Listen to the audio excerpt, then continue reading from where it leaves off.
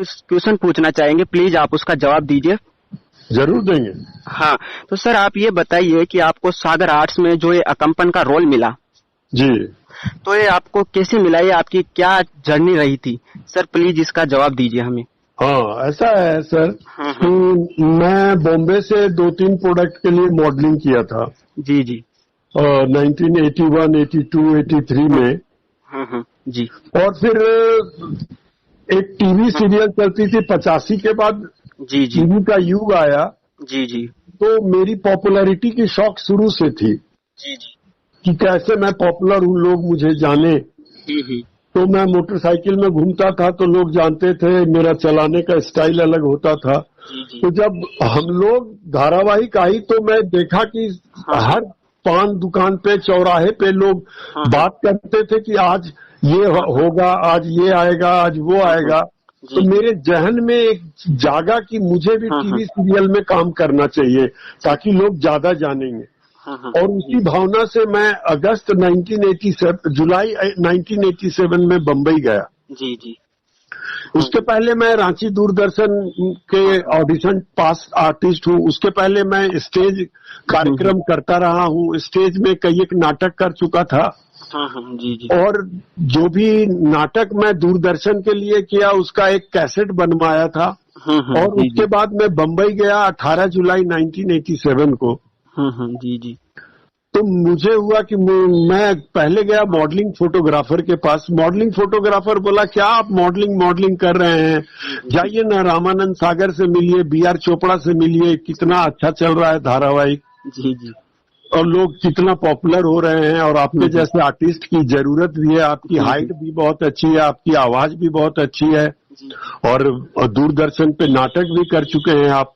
तो मेरा रहा कि सबसे पहले मैं वो जैसे बोले थे तो मैं सबसे पहले 15th रोड खार BR चोपड़ा के ऑफिस में गया। जी जी। जैसे उनके ऑफिस में पहुंचा तो रवि चोपड़ा साहब मेरे को मिले। रवि चोपड़ा साहब से वो मेरे को बैठाए, चाय भी पिलाए, बोले आप बिहार के रहने वाले हैं, बिहारी आदमी हैं, आपकी हिंदी अच्छी होगी, हम लोग महाभारत शुरू करेंगे दिसंबर महीने में। जी जी।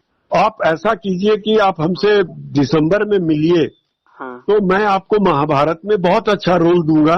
आपकी हाइट अच्छी है, आवाज अच्छी है। इसी बीच में मतलब मुझे क्या हुआ कि 4 अगस्त को, ये 2 अगस्त को BR चोपड़ा के ऑफिस में गया था और 4 अगस्त को मुझे रामानंद सागर से मिलने का मौका मिला। वो एक स्टूडियो में मतलब गाने के, रावण के एंट्री का गाने का रिकॉर्डिंग कर रहे थे। और उस समय रामायण का ऑलरेडी 24-25 एपिसोड टेलीकास्ट हो चुका था। और किसी भी सीरियल या फिल्म में बीच में आर्टिस्ट का सिलेक्शन नहीं होता है, वो एक्स्ट्रा के तौर पे काम करते हैं। जी जी। तो उन्होंने, मुझे मालूम हुआ कि वहाँ रामानंद सागर साहब आए हुए हैं और वहाँ फनी मजूमदार भी थे और रविंद्र जैन भी थे। जी जी। मैं गया और मैं बोला कि मुझे रामानंद सागर साहब से मिलना है। तो उन्होंने कहा कि ये अभी गाने की रिकॉर्डिंग चल रही है, आपको मिलने के लिए कम से कम आधे घंटे का समय लगेगा। आपके पास समय है क्या? मैंने कहा कि मेरे पास समय ही समय है। तो मैं बाहर में एक बेंच था, बेंच पर मैं बैठ गया। जी जी। करीब 45 मिनट के बाद मेरे को बोला गया कि चाहिए, आप रामानंद सागर साहब से मिल सकते हैं। जी। तो मैं रामानंद सागर साहब के पास सामने खड़ा हुआ। मेरा तो वो दिन धन्य का दिन था कि सागर साहब को, जिनको मैं टीवी में देखता था, फिल्मों में देखता था डायरेक्शन के तौर पे, उनके सामने खड़ा हूं। तो मैंने उनको कहा कि मैं बिहार का रहने वाला बिहारी आदमी हूँ। जी जी। उस समय तो झारखंड बना नहीं था ना, बिहार ही था। जी जी।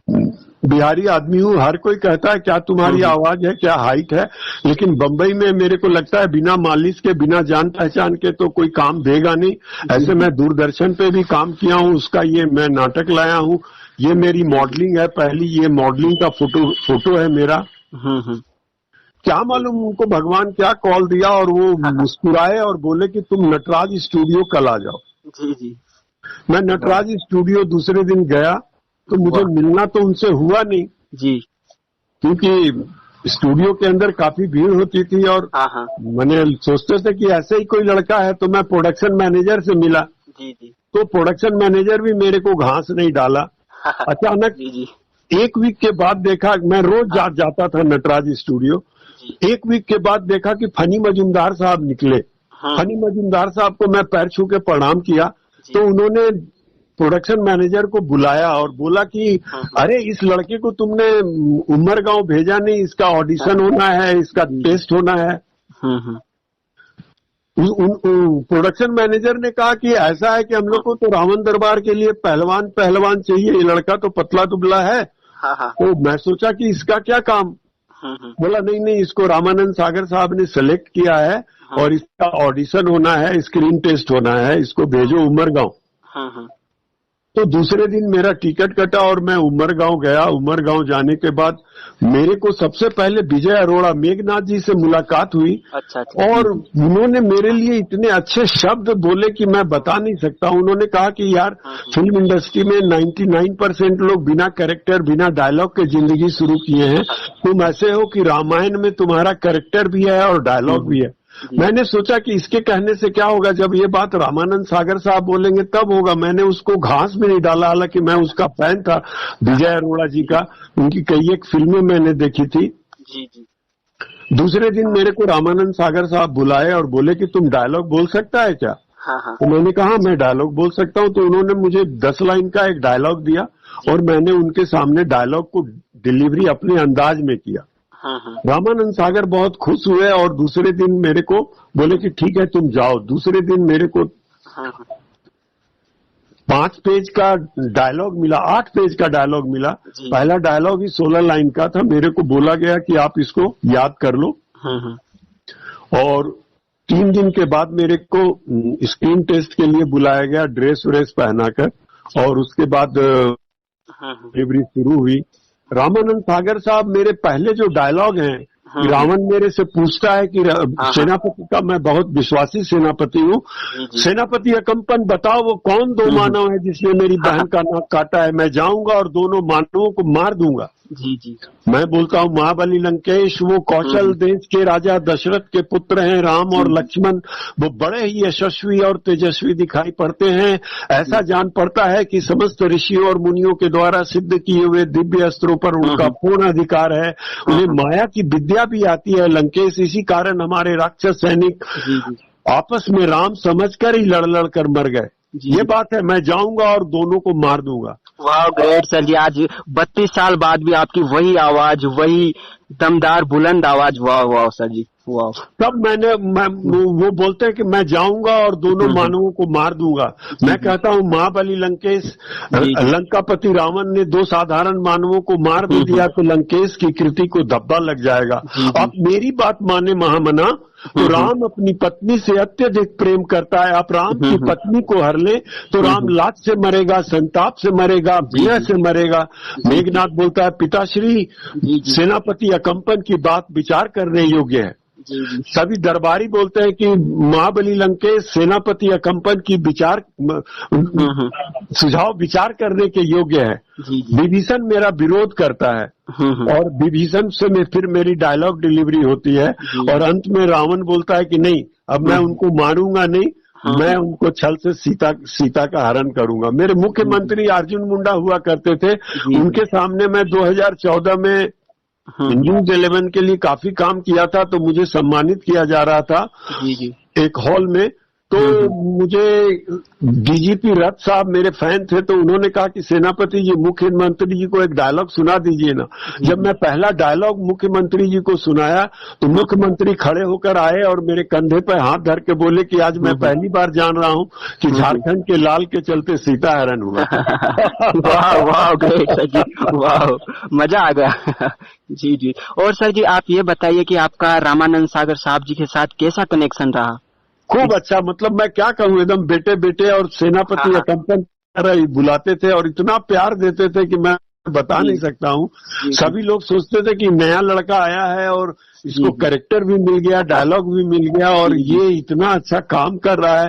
तो रामानंद सागर बहुत ही, मैं उनके 2 बार बर्थडे में उनके घर पे भी गया तो मुझे काफी इज्जत मिली थी।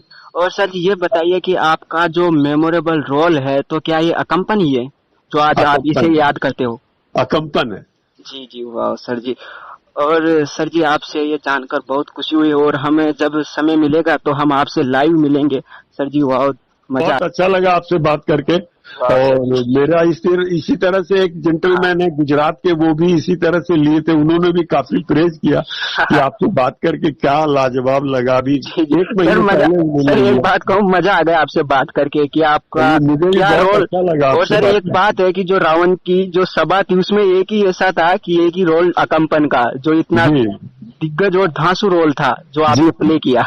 हाँ वाह सर जी। वो अभी एक जेंटलमैन ने लिखा कि रावण का कंपन ऐसा है जो 33 साल के बाद हम लोग जान रहे हैं कि जिसके कहने से ही सीता हरण होता है, इतना मेजर रोल है इनका।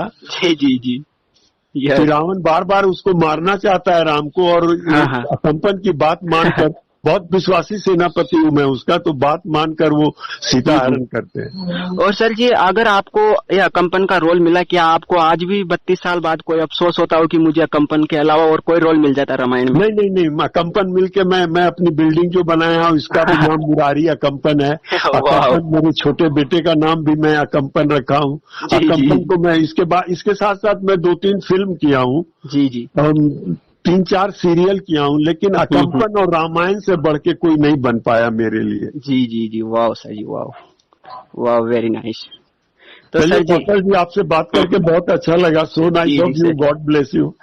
Thank you sir ji, thank you. ये तो हमारा भाग्य है कि हमें आपसे बात करने का मौका मिला रामायण के अकम्पन से, जिन्हें हम बचपन से देखते थे और उन्हें वो अकम्पन ही समझते थे। कभी ये नहीं लगा कि ये मुरारी जी सर जी होंगे कि इन्होंने रोल किया है। ये तो ओरिजिनल अकम्पन है त्रेता युग के। रामायण चली ना लॉकडाउन में, मेरे को इतना प्रेज आया सब जगह से, मैं बता नहीं सकता हूँ। बम्बई से, दिल्ली से, ये 33 साल में तो बहुत लोगों ने मेरा नंबर भी लिया था, सेल्फी भी लिया था, फोटो भी खिंचवाए थे। तो इतने लोगों का आया कि अभी लोग बैठ के आराम से जो देखे तो सबको मेरे कैरेक्टर और मेरे रोल को बहुत पसंद किए लोगों ने। जी जी सर जी, जी आपका रोल था ही ऐसा कंपन। जी सर, धन्यवाद। आज के कॉल को यहीं विराम दिया जाता है। ठीक है, मैं बात करूंगा बाद में भी। Okay sir. प्रणाम। प्रणाम, ओके।